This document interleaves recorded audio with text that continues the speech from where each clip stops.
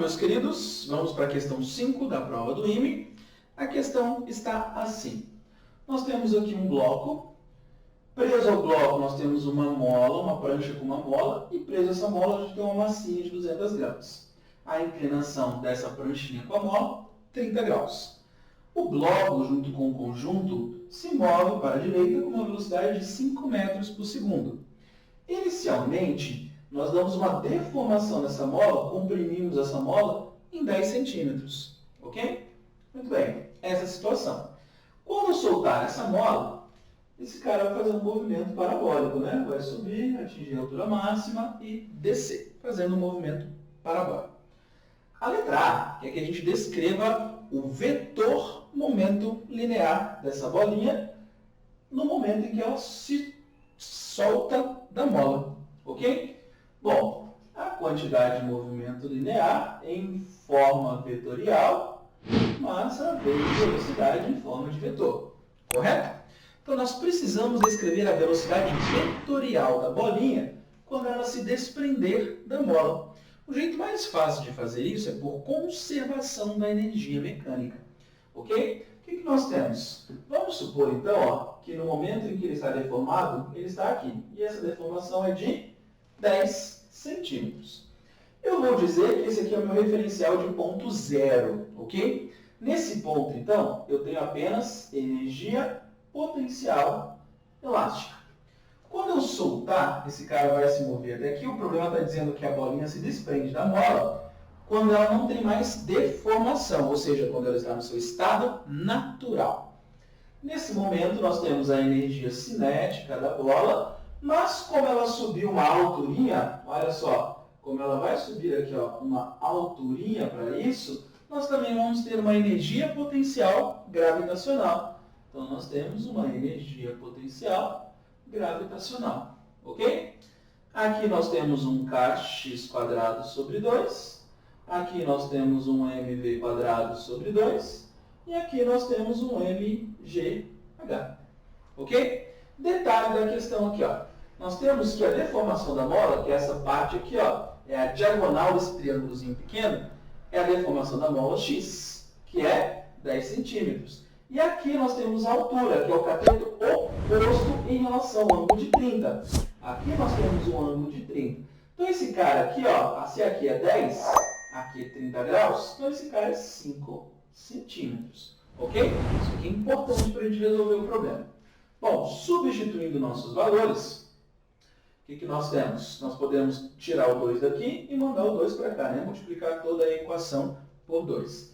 Então, nós vamos ter constante em cada mola, 100, vezes o x é 10 a menos 1, transformado em metros, né? Ao quadrado, 10 a menos 2. O 2 já sumiu, né? 2 passou multiplicando.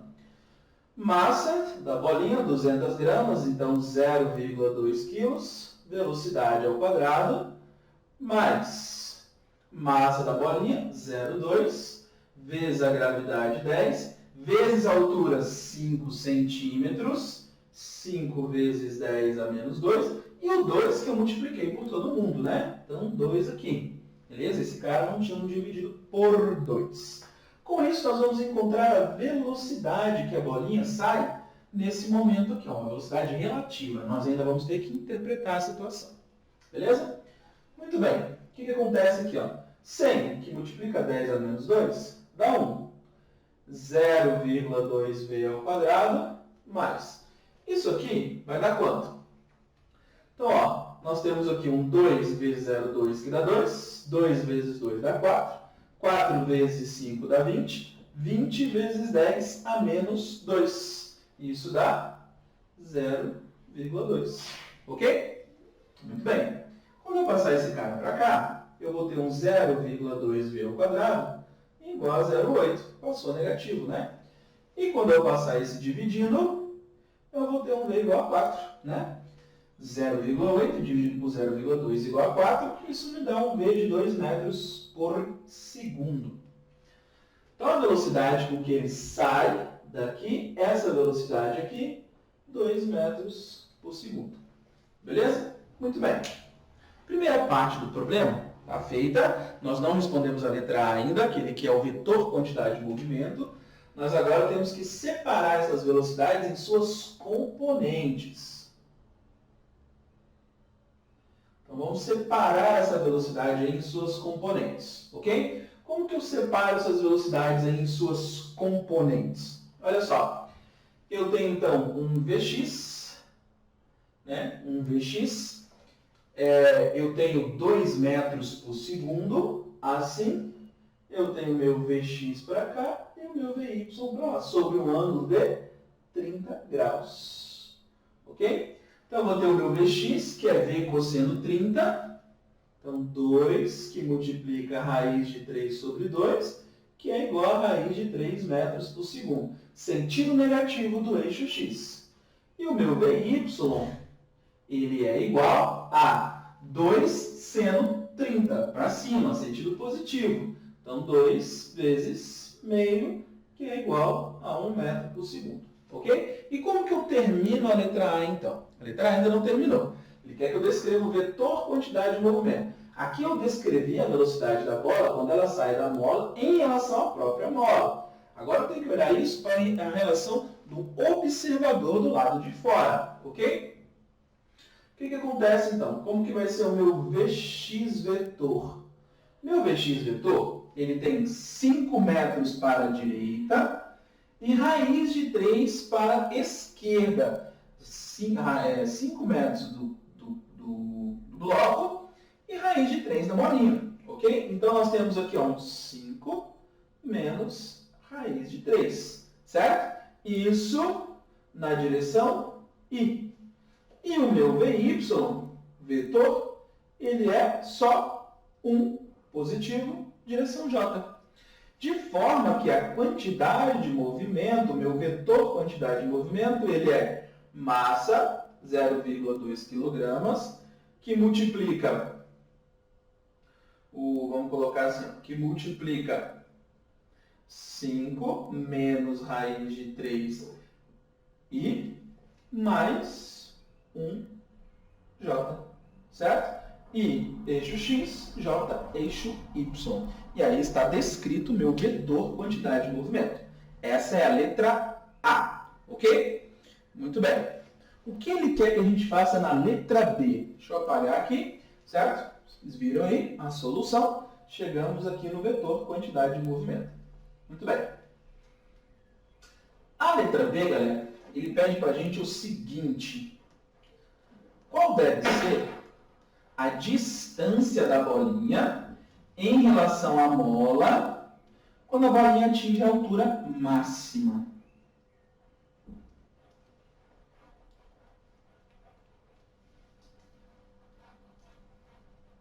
Muito bem. Eu quero saber qual é a distância percorrida pela bolinha quando ela chegar aqui ó, no ponto de altura máxima, ok? Beleza. Isso vai ser o seguinte, galera, ó. Letra B, a mola está aqui. A bolinha faz um movimento aí assim, certo?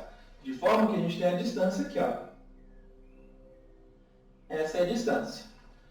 Isso significa que a bolinha percorreu uma distância no eixo x e uma distância no eixo y. E eu quero saber a diagonal disso aí, certo? O detalhe agora é que não é em relação ao solo, é em relação à mola. Então, 5 metros por segundo agora não me interessa. Me interessa a velocidade da bolinha apenas no eixo x em relação à mola, que seria o 2 metros por segundo. Aí eu tenho 2 cosseno 30 para x e o 2 seno 30 para y. A primeira coisa que eu preciso é o tempo em que ele leva para atingir a altura máxima, ok?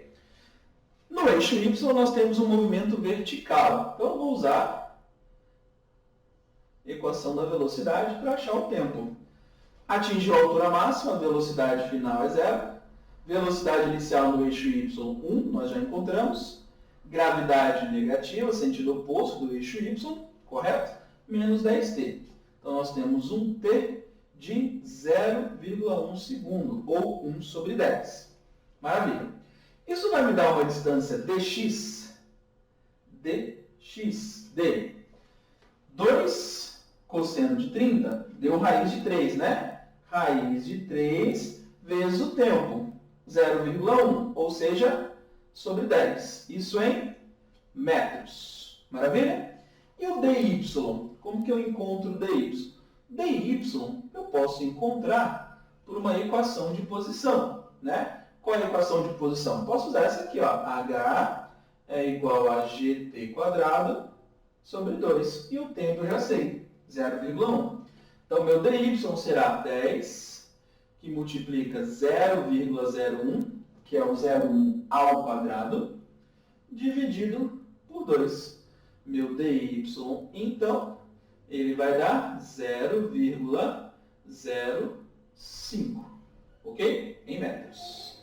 Então, eu tenho esse cara e tenho esse cara. Vamos transformar isso em centímetros para ficar mais fácil?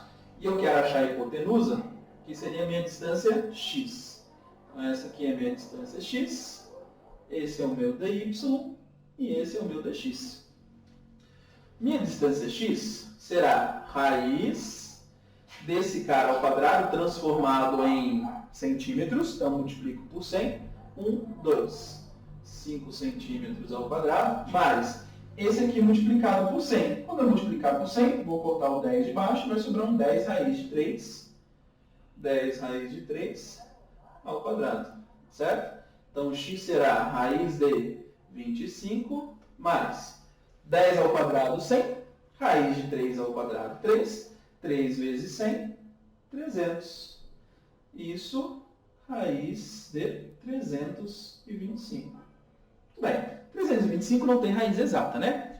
Mas se fosse o 18, daria 324, 18 ao quadrado. Então, isso aqui está muito próximo de 18 centímetros, que é a distância aproximada percorrida pela bolinha em relação à mola. Maravilha, galera? Feito. Exercício 5 resolvido. Não sai daí, vamos para o próximo.